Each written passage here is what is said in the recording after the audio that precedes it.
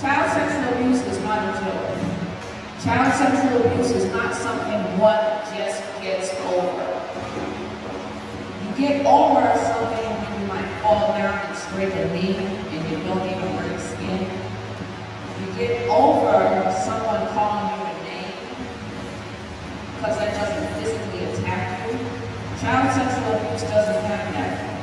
Child sexual abuse is a silent attack. When a child is being raped, nobody knows. Nobody pays attention. Nobody understands the signs and the signals that this child may display. The child themselves doesn't even comprehend what they're going through. They have no way of assessing the sexual abuse that they are being put through. It's actually torture. Post-traumatic stress disorder, a lot of victims of sexual abuse suffer from it. And so don't those who go to war. Now, why do I mention that? Because there's a correlation. Child sexual abuse is that child's private war. It's an internal war that they have to fight. And it's a very hard war when there's no one out there supporting. Today, one of our speakers, our very first speaker, please stand, is Adine Lattimore. Now, Adine's giving a workshop. I'm going to let her introduce herself and her workshop. I find that this workshop is extremely important.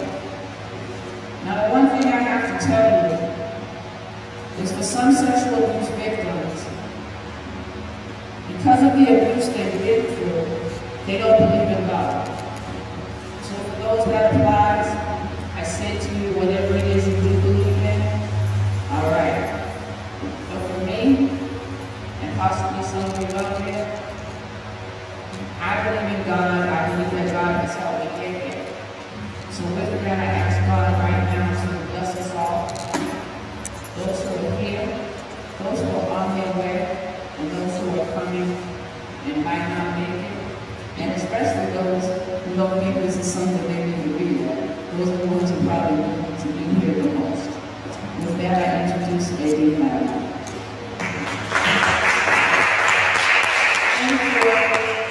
I just want to make one comment on what you said before I introduce myself, which you talked about the presence of God.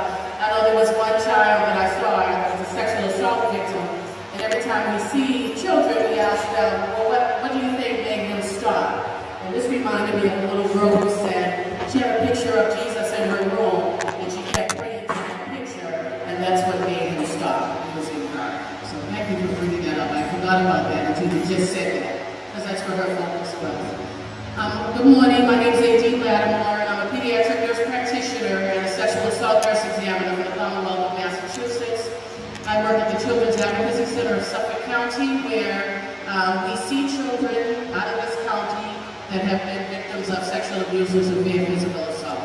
So I'm going to talk more about that later and about the agency, and I'm going to start with a little bit about empowerment, because Ms. Deb asked me to do that. I like to be interactive, so if you guys want to say something or have a comment to make, please don't be shy. Please shout it out or raise your hand or something like that, so we can all do this together and I don't have to do it by myself. So the title of this PowerPoint is empowerment. So I will ask a question about what do you think that means? What is empowerment? What is the definition of that? Anybody? The word is in there.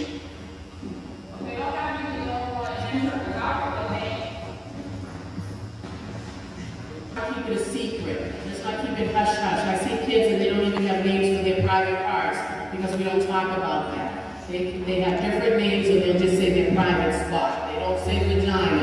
And I say vagina a lot because that's what I do in my work. So you might hear that word. I hope it doesn't embarrass anybody because I say penis too. Because those are the body parts. But kids come to me with different names for their parts. And we want them to know the names of their bodies so they'll be able to tell when something is happening.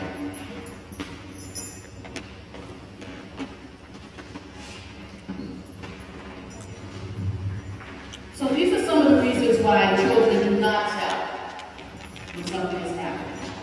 They're afraid of breaking the silence and going forward. This is something we want to keep in the house. Let the family handle this. Don't tell anyone, we'll take care of it. So they keep it silent. And then also we tell our kids not to let anyone touch them. Nobody should touch your private parts.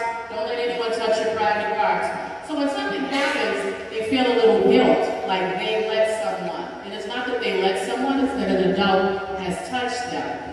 really not their fault, but they internalize and think it is their fault because they heard that no one should touch them, and now someone has touched them. So they kind of turn it back on themselves when it's not them. So they're afraid to talk about it and come forward. Also, they're afraid that they won't be believed. You may tell someone, oh no, Uncle John is not going to do that. Oh no, Dad's not going to do that. Grandpa's not going to do that. You must have it wrong. And that's true, and that does happen. And that's what kids do believe. So they may not want to tell because of that reason. So that's another reason we need to empower them and let them know that we're listening to them. And they isolate themselves because they're afraid, because they're ashamed, and they're just getting on themselves because they let something happen. So you might notice a child that no longer wants to play with their friends, no longer interacting with their family, wants to stay in their room, in their little corner, in a book, their personality changes, and they don't want to talk to anyone. I don't know if anyone knows anyone like that. Sometimes kids do that. It doesn't mean they've been sexually abused, but a lot of the times when their personality changes and they start acting differently and isolating themselves, there's something going on and we need to find out what it is. Fear and lack of faith in the establishment or authority figures. So you tell some,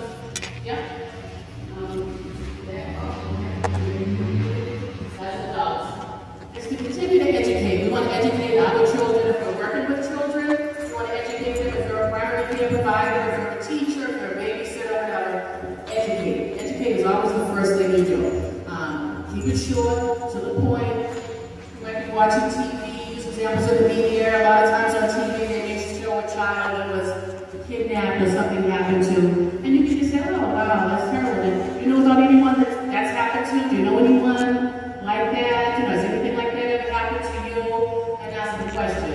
And it's okay to tell them time and time again, you know, these are your body parts. No one is supposed to touch your body parts.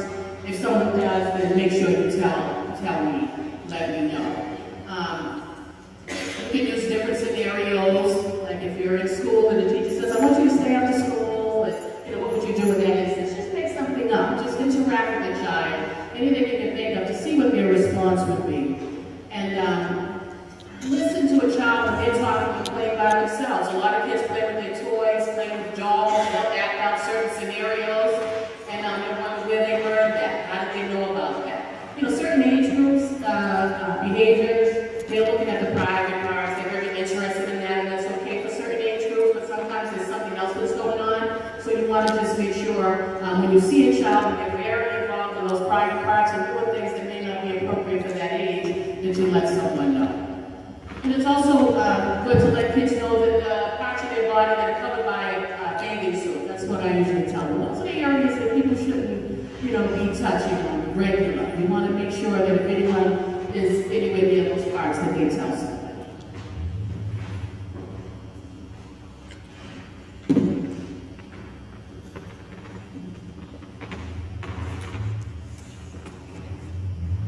So again, we're empowering education. To trust your gut, and this goes for adults too, especially women. Right. We have that little feeling, you can tell when something just ain't right. There's something going on with that person.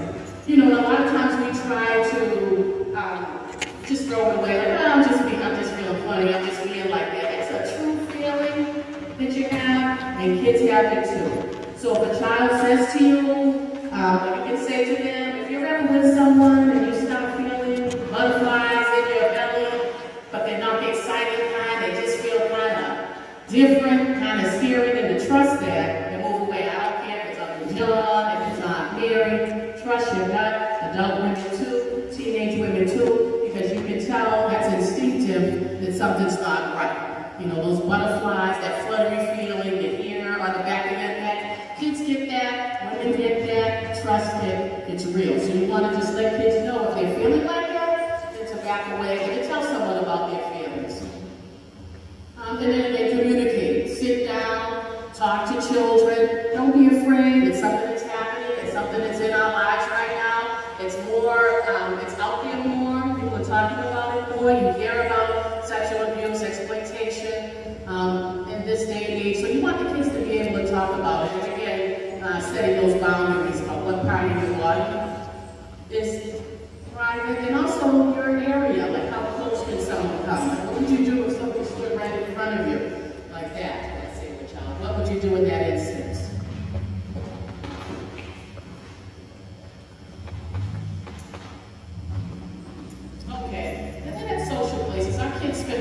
child away from home, usually at school, after school programs, the Boys and Girls Club.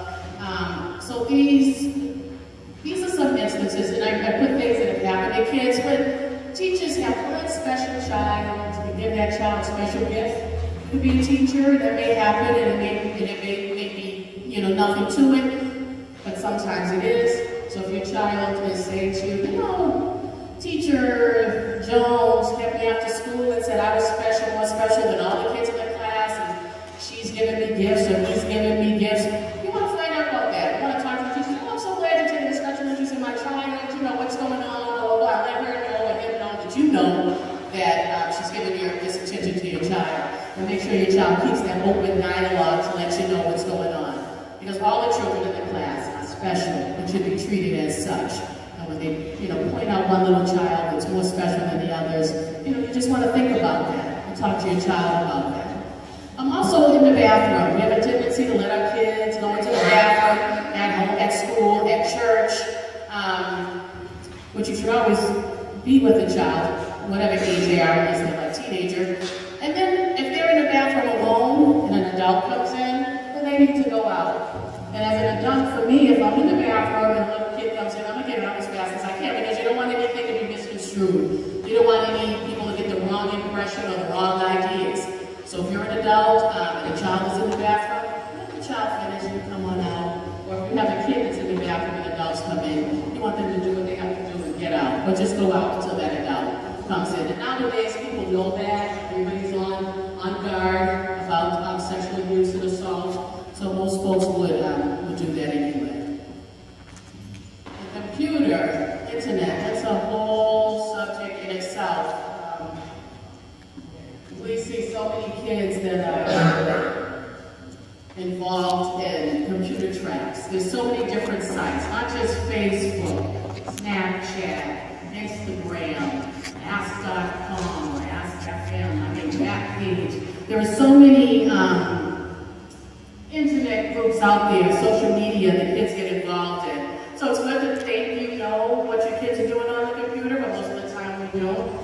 So you just want to encourage them to not give information out about where they go to school, especially to someone they don't know, where they live, where their age. But our kids are very trusting on the computer. And they'll say, oh, that was just another 10-year-old, where in our mind it could have been a 25-year-old. Where I work, it always is someone older that gets these kids, because that's what I see in my everyday work. Kids that are meeting people online and then meeting them outside, and then things happen. So you want to talk to them about just keeping everything they have private. Their name, when they go to school especially, because people meet you at schools, they wait for you after school in this area, they wait for kids and pick kids up in this area, in Boston, in Dorchester, all the time. They're waiting after school for your kids that they've met on the internet. So you want to just encourage them to be safe, not go out with anyone that they've met online, things like that.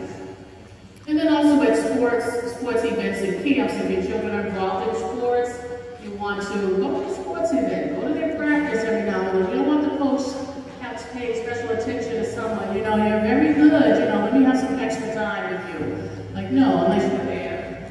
That's good. But we want to encourage our kids and empower our kids to talk about that and to let us know about that. Even in camps, a lot of kids go to overnight camp. That's good, but you guys hear the stories in the media. Attentive to what's going on, to make sure they tell someone. If anyone, they get their funny feeling, if anyone says something to them that's inappropriate, or makes them feel funny. If it's an overnight camp, or if you have a Girl Scout or whatever, you can stay there too. So we just want our kids to be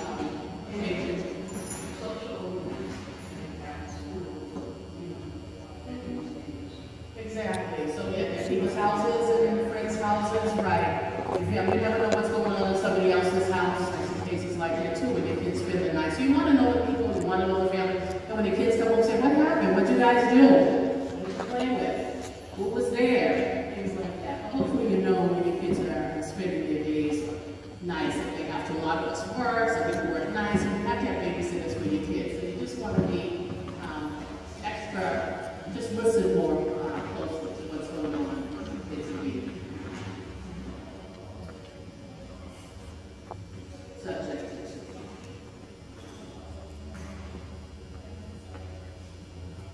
know, the better off you are, and the easier it is to handle a situation. You can start talking to your children about sexual abuse or their body parts at a very young age.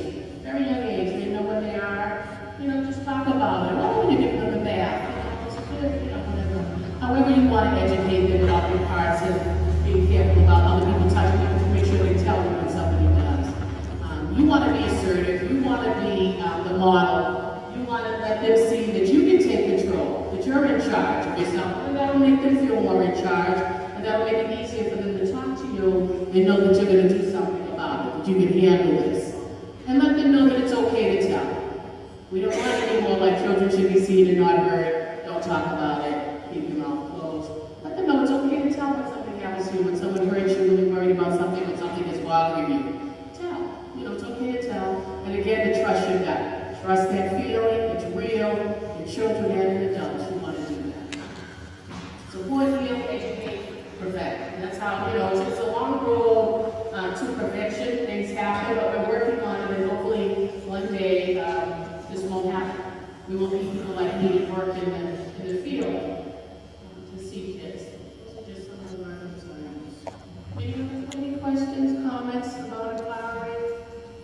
Well, right now I'm having a hard time because I'm 60 years old. And something happened to me like 2 months ago with my doctor. And I've been talking to like family, friends, and they question me, are you sure?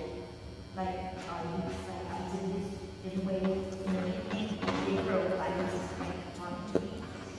And, he got down on his knees and went up on the desk to pick up paper where he had fire contact with me. He no one was touching me. And it's funny with that now. I want to say something. I want to do something because that happened to someone else. And like it happened to me when I was younger. And I feel good sometimes because it was a coach. I was 15 in school. And he tormented, he abused me so bad that I lost control. And like my mother, people didn't know something was going on. I didn't know with myself. It was the same thing. And when they just beat me against the wall, they hit me, I lost control. And instead of my mother, what we were doing, we helped me deal with it. She decided she would send me away for 2 weeks. And she sent me away. I was in 5th grade. Right here in Boston. I was in Georgia. I got it. I was like, I was gone. Yeah. And then with the rape, I wound up being pregnant. But I do thank God for I had a son. He's the only child I have. He's a sweetheart. Yeah. And that's a sad story, but that happens to a lot of people. As we hear things happen when you're younger, and then when we get older, we start talking about like all the priest cases and all those people who do something. So it's good to find something to talk about it, even a counselor to talk about it, and you can also report it. You can report it. You can report it to the police. You know, just go in and talk to someone, say, I want to report this, and talk to them. They have a sexual abuse unit. You know, talk to them about what has happened, and they'll take it from there. There's also those 60 years old, so there's, like, we have 51 A's for children under 18. There are also ones that protect adults. You know, they would have to file one of those and have someone investigate it. And just, you know, research it and talk about it so that you feel better. Because you know when something's going on with your body. That funny feeling, you know when something isn't right.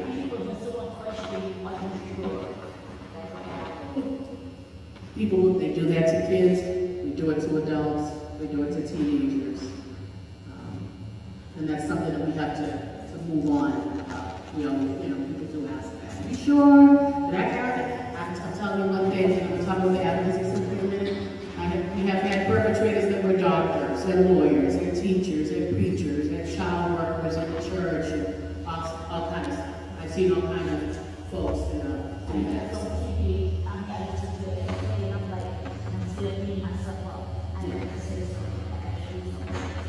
Yeah, you do. Go ahead. That'll help you.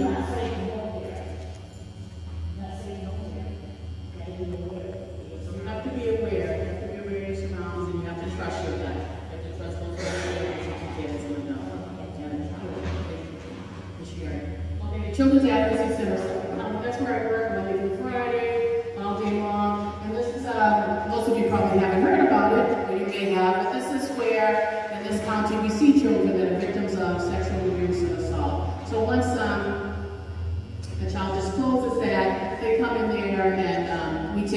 Center. It's a multidisciplinary team of workers.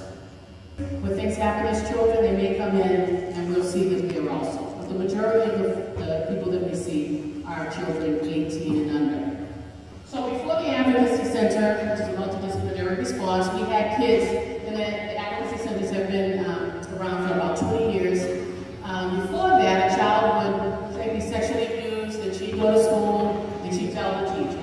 Teacher, like I said before, would tell the police. The police would go to the hospital, she'd have to tell the nurse at the hospital. Then the doctor would come in, or the nurse practitioner, or whatever, she'd have to tell them. Then she'd have to file a report to the Department of Children and Families and tell them. It was a circle where the kid was telling everyone, and it got to a point, well, is no one believing me, and I've told my story 20 times, and people aren't believing me, so maybe I should change it, or I just won't say anything anymore, because I've talked about it too much. So now, because of that, I like to talk to so many people.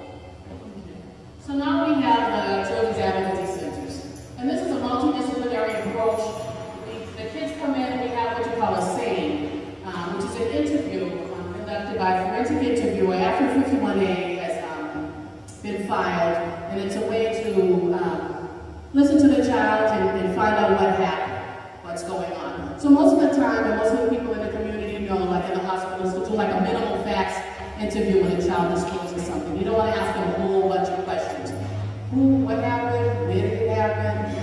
Who was it? Things like that. And then when they come into the Children's Advocacy Center, that's where we get the facts, step by step, what happened. So there's a team when they come in there, and a person on the team, the first person is the Department of Children and Families, an investigator. Because anytime you're concerned about a child being abused or hurt, someone files a 51A. It's not on the parents. It doesn't mean somebody's going to take their child, but we file on behalf of the child. Now, if a parent is abusing the child, they're going to investigate that parent. But if somebody's abusing your child, you're not the one they're investigating, they're going to investigate the abuser. I'm a pediatric sexual assault nurse examiner, so that's me for Suffolk County. That's me. That's where I am. So I'll examine kids that come in. I get a lot of calls from kids that show up at the hospitals in the area, that they have seen someone, for me to follow up when they come over there. Most of the cases that we see are chronic cases, something that happened a long time ago with kids. So when they go in the emergency department, it's a very quick exam, but when they come to me, I do a more thorough exam, which I'll talk about in a little bit. There's a detective on the team, a victim advocate for the family to let them know what the process is, what's going to happen next. They're with them when they go to court. They explain all that. There's a district attorney who's there. There's a mental health consultant who's there, and also a forensic interviewer. So we have a whole team that needs to help this family and this child over what has happened to them.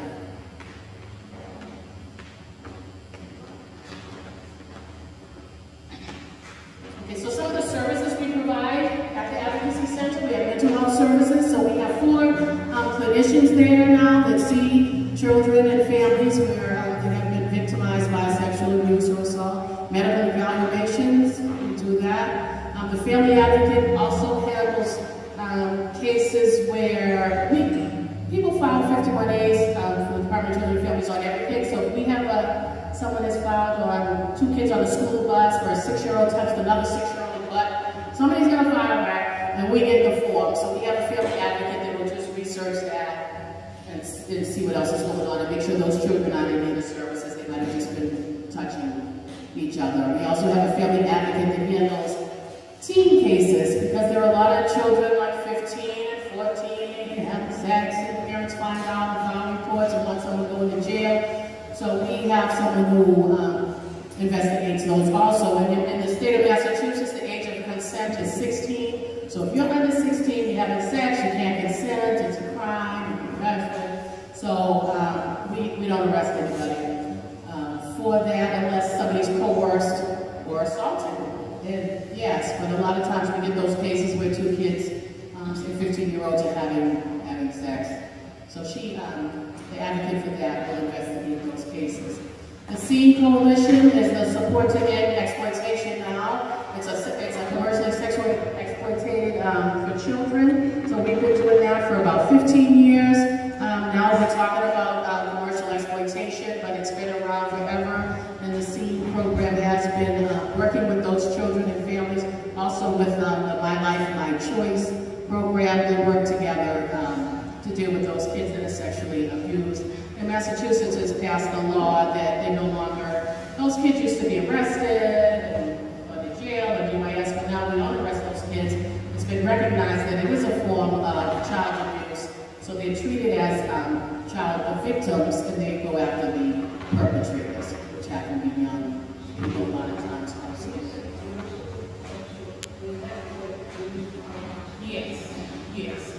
So we're trying to get away from that word prostitution, because these are little kids. 12 is like the average age. They really, we don't want to call them prostitutes.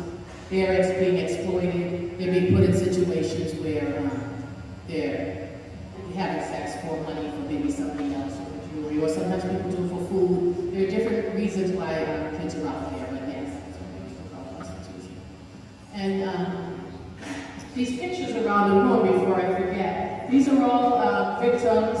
I think one is a father, and it's their story. These are kids who have gone to court and their cases have been heard, and how they feel about themselves. We take their eyes, because the eyes are the windows of the mind, and you see their little stories. I encourage you to go around and read these few excerpts from these kids and the parents about how they're feeling about their disclosure, what has happened to them, and the strength that they have from telling. So take a look at that.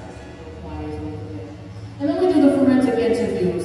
So that's like that first picture. The child sits behind a two-way mirror and talks to one person about what has happened. And they interview that child in a non-leading manner. They can't say, so you said John raped you, what did he do? They can't do anything like that. They have to get the child to say it so that they can use that in court. They can't lead them. They can't give them any hints. And they are professionals, and they have a way to do that for the kids to open up and talk about what has happened. And then those other folks are people behind the mirror, which is the rest of the team that I talked about. So we hear what's going on, and we get our information from the forensic interview.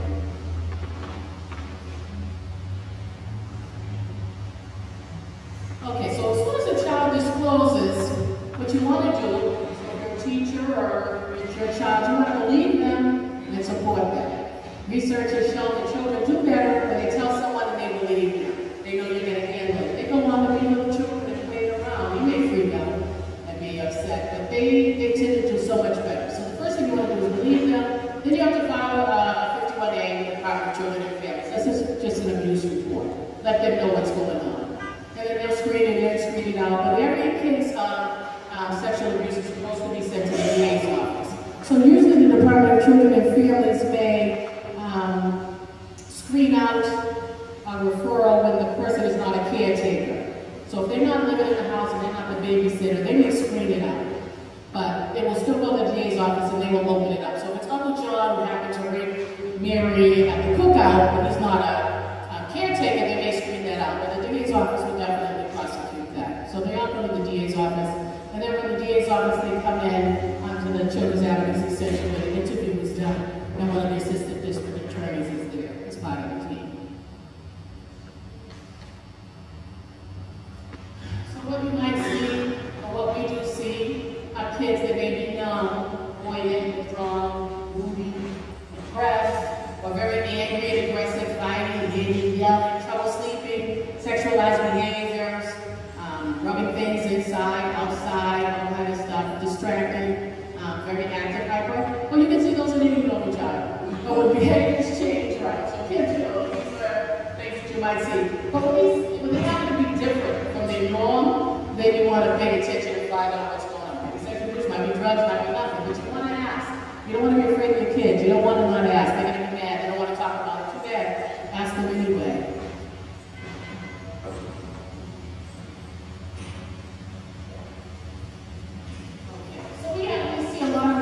A lot of things that happen in the family after they tell, because usually it is someone in the family who's done this. So you have some losses. Relationship, it might be the mom's boyfriend, the mom's husband. That relationship is gone. So that's an impact on the family. And also, we've seen cases where the extended family no longer wants to support you.